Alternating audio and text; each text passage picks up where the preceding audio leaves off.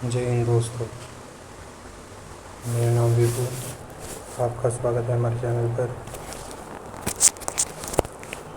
हमारे चैनल तो दोस्तों, आज हम लेकर आए हैं आपके लिए हिंदी का एक अति महत्वपूर्ण टॉपिक संज्ञा। उसके 50 क्वेश्चन है और ये क्वेश्चन वे हैं जो कि गवर्नमेंट एग्जाम में पूछे गए हैं पिछले वर्षों में। ठीक है, ये एमसीक्यू के रूप में लेकर आए हैं दोस्तों। यदि आप हमसे जुड़े रहे तो ये वीडियो आपके लिए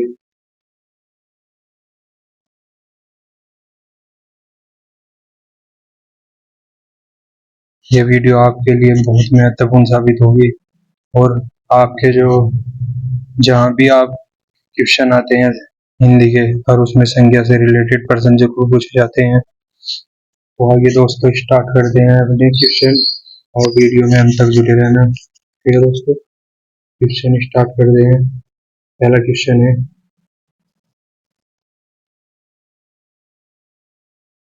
ये लिखा हुआ भी है ऊपर, संज्ञा के 50 प्रीवियस ईयर क्वेश्चन। देखिए, ये पार्ट में कटे हुए हैं क्वेश्चन। ठीक है, तो जो पार्ट 1 है वो संज्ञा की पहचान, इससे रिलेटेड है। 1 से 15 क्वेश्चन इसके होंगे संज्ञा की पहचान से। क्वेश्चन 1 है,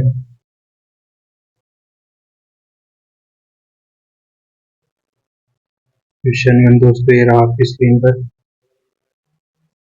ईमानदारी शब्द में कौन सी संज्ञा है? तो दोस्तों, ईमानदारी में कौन सी संज्ञा है? आपके 4 ऑप्शन ये रहे।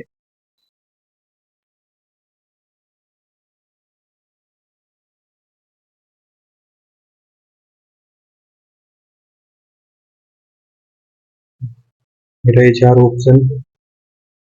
व्यक्तिवाचक संज्ञा, भाववाचक संज्ञा, या समूहवाचक, या द्रव्यवाचक। तो बस दोस्तों, आप अपने घर पर बैठकर कॉपी में लिखते रहना कि क्वेश्चन 1 का ए सही है तो ए लिख दो, बी सही है तो बी, सी सही है तो सी, और डी सही है तो डी। ठीक है दोस्तों, ऐसे अपनी कॉपी में लिखते रहना, देखना कि 50 में से कितने क्वेश्चन आप सही कर पाते हैं। ठीक है दोस्तों,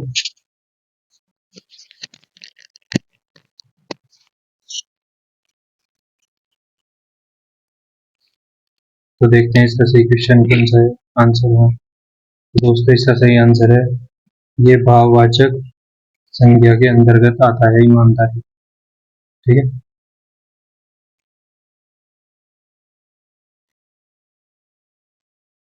क्वेश्चन नंबर 2 है, दिल्ली किस प्रकार की संज्ञा है? तो दिल्ली व्यक्तिवाचक संज्ञा के अंतर्गत आता है। ठीक है दोस्तों, क्वेश्चन नंबर 3 है, सेना शब्द में कौन सी संज्ञा है? तो दोस्तों, सेना व्यक्तियों का समूह ही तो होता है सैनिकों का, तो इसलिए समूहवाचक संज्ञा कहते हैं इसे। क्वेश्चन नंबर 4 ये रहा, सोना किस प्रकार की संज्ञा है? तो दोस्तों, ये है द्रव्यवाचक संज्ञा। ठीक,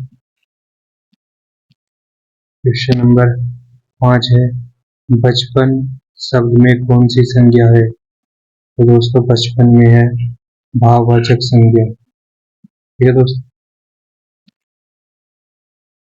क्वेश्चन नंबर 6 है, गंगा शब्द है, तो गंगा शब्द कौन सी संज्ञा के अंतर्गत आता है? यह आता है व्यक्तिवाचक संज्ञा के अंतर्गत।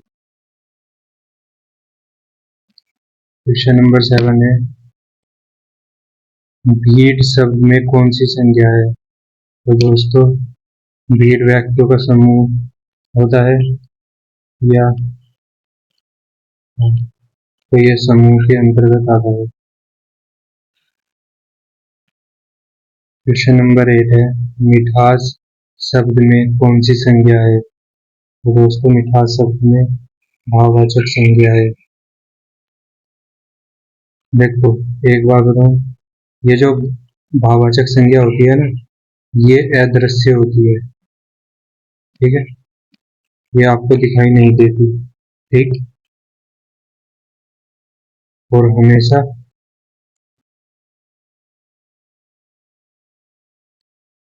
एक आप ऐसे ही पता लगा सकते हो कि इसे भाववाचक संज्ञा को आप प्लेट में नहीं रख सकते, ऐसा समझो। ठीक।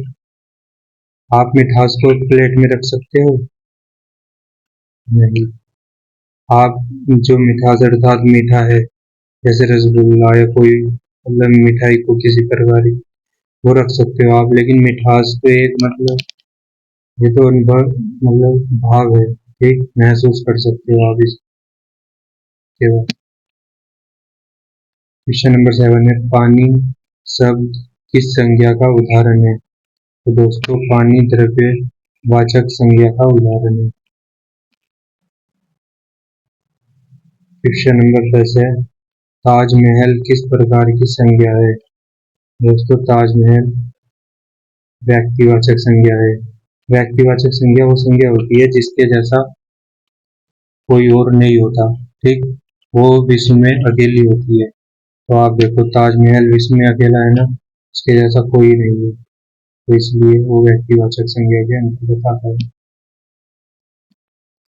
क्वेश्चन नंबर 11 है, कक्षा शब्द में कौन सी संज्ञा है? तो कक्षा भी तो बच्चों का यानी छात्रों का समूह होता है, तो ये समूहवाचक संज्ञा के अंतर्गत आता है। क्वेश्चन नंबर 12 है, गरीबी शब्द में कौन सी संज्ञा है? तो गरीबी शब्द में कौन सी संज्ञा है दोस्तों?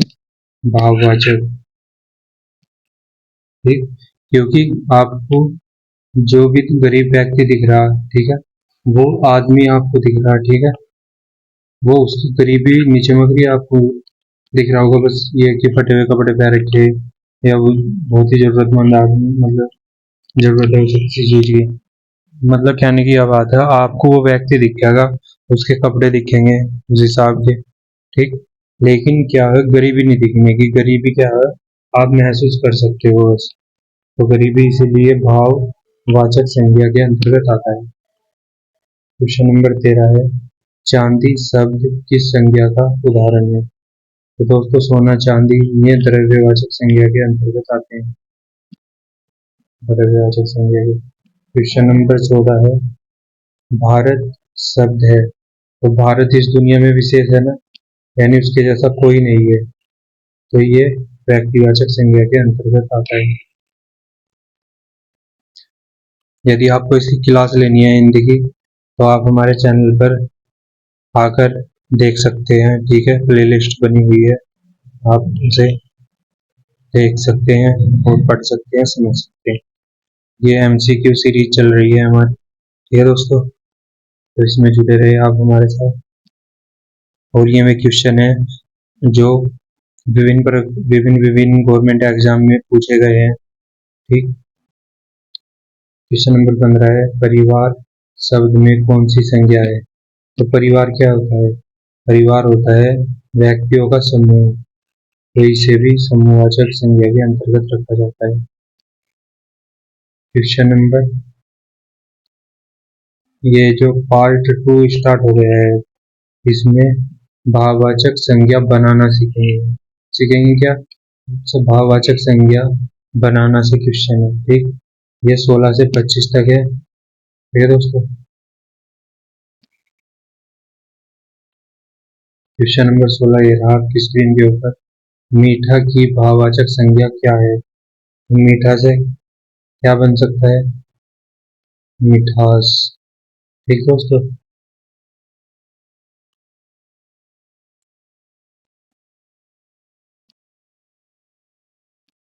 और क्वेश्चन नंबर 17 है, वीर की भाववाचक संज्ञा क्या है? तो वीर से क्या बनेगा दोस्तों?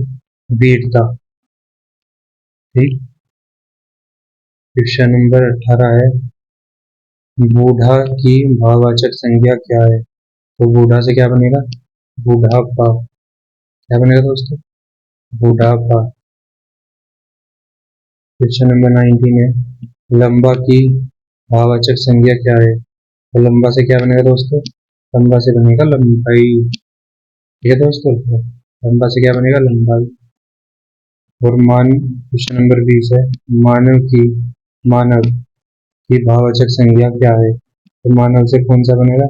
मानव से बनेगा मानवता। क्या बनेगा दोस्तों? क्वेश्चन नंबर 20 मानव से बनेगा मानवता, ये इसका आंसर है। क्वेश्चन नंबर 21 है, मित्र की भाववाचक संज्ञा क्या है? तो दोस्तों मित्र की भाववाचक संज्ञा बनेगी मित्रता। क्वेश्चन नंबर 22 है, चालाक की भाववाचक संज्ञा क्या है? तो चालाक की बनेगी चालाकी।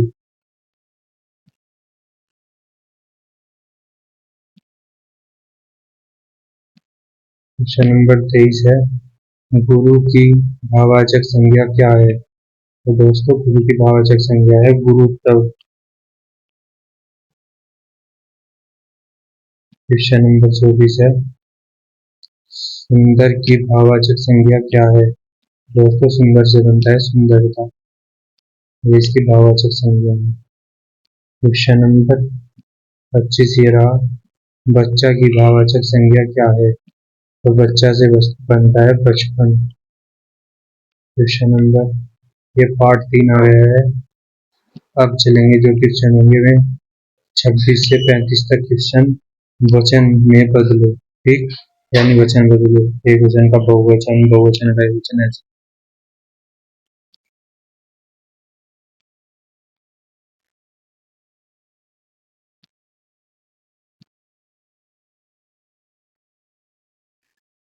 क्वेश्चन नंबर 26 है, लड़का का बहुवचन क्या होगा? तो दोस्तों ये होगा लड़के।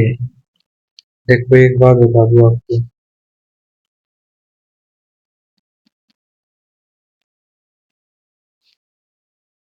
एक बात बता दूं, देखो आपको पता लगाना हो यदि किसी का भी बहुवचन, ठीक, तो ये लड़के लिखा हुआ, एक लिखो लड़को,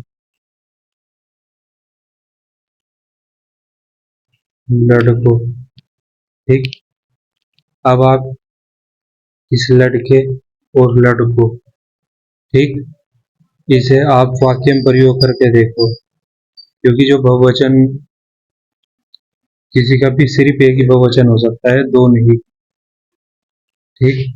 अब देखो आपको पता लगाना है यदि लड़के बहुवचन है लड़को, तो आप इन्हें वाक्य में प्रयोग करके देखो, उसमें देखो क्या बोला जा रहा, लड़के जा रहे हैं, लड़कों को या लड़कों के, अगर आप इसे बोल रहे हैं लड़कों को, लड़कों के लिए, ठीक, जूते लाओ, लड़कों के लिए भोजन लाओ, के लिए खाना लाओ, जब भी आपको उसके बाद के लिए मतलब कारक आप इनके साथ जुड़े हुए दिखते हैं, ठीक, तो आपको वो बहुवचन नहीं मानना, ठीक, क्योंकि वो क्या होता है, वो शब्द का क्रियाक रूप होता है, ठीक है दोस्तों।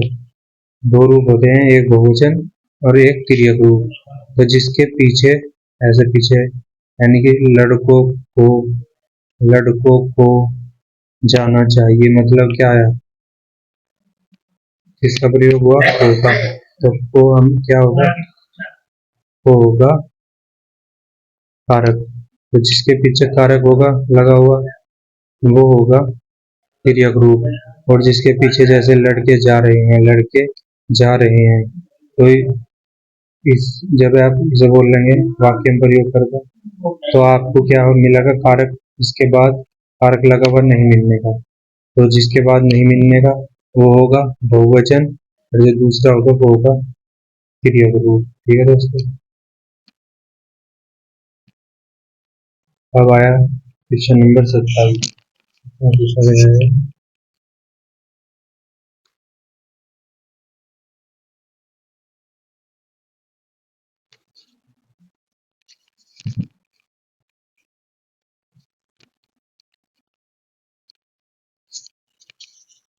अब आप पता लगा सकते हो, जैसे किताब लिखा हुआ, अब किताब का जो बहुवचन होगा वो किताब होगा, किताबें या किताबों, किताबों। अब लगाओ किताबों को मेज पर रख दो, तो किताबों के बाद क्या आ रहा? कारक। तो कारक वाले तो क्या होंगे? क्रिया रूप, ये तो हो नहीं सकते बहुवचन। तो किताबें मेज पर रख दो, तो किताबें मेज पर रख दो, किताबें के बाद क्या आ रहा? कोई कारक नहीं आ रहा, तो इसका मतलब किताबें क्या होगा? बहुवचन। तो ऐसे ही दोस्तों आप पता लगा सकते हो।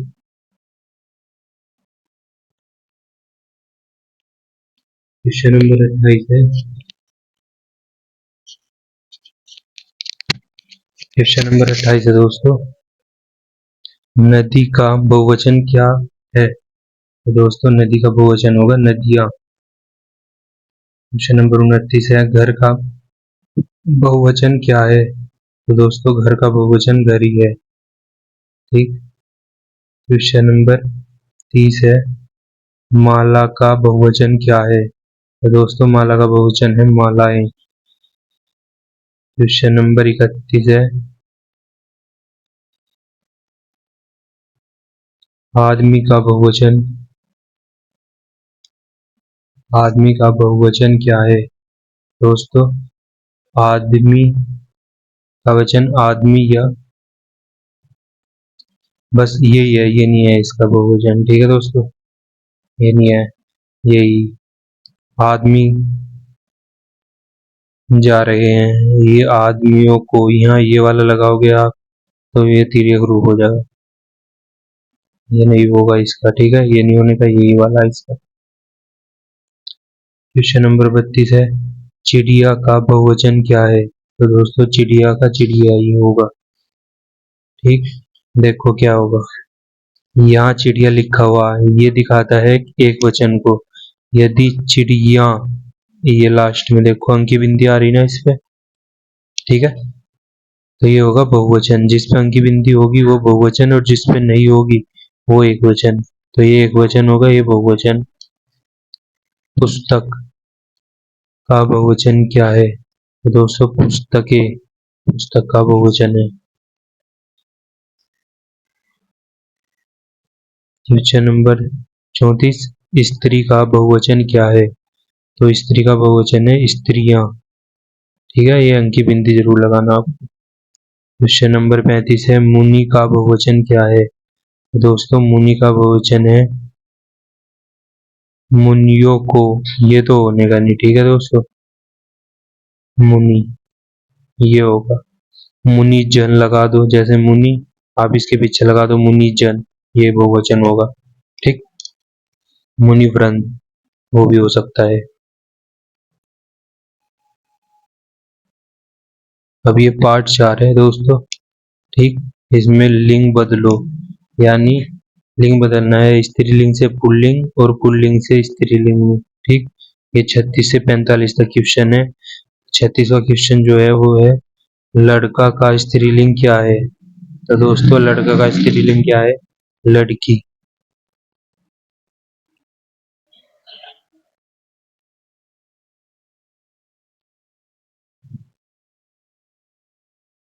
क्वेश्चन नंबर 37 है, राजा का स्त्रीलिंग क्या है? तो दोस्तों ये है रानी। क्वेश्चन नंबर 38, शेर का स्त्रीलिंग क्या है? तो दोस्तों ये है शेरनी। नेक्स्ट क्वेश्चन ये रहा आपकी स्क्रीन के ऊपर, अध्यापक का स्त्रीलिंग क्या है? तो ये है अध्यापिका। और ये दोस्तों गलत लिखा हुआ। ठीक। देखो जब लास्ट में, नहीं ठीक है, ठीक है, अध्यापिका।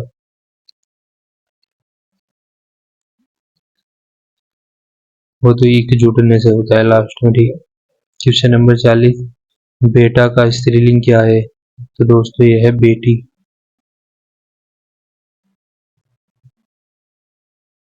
क्वेश्चन नंबर 41 है, नायक का स्त्रीलिंग क्या है?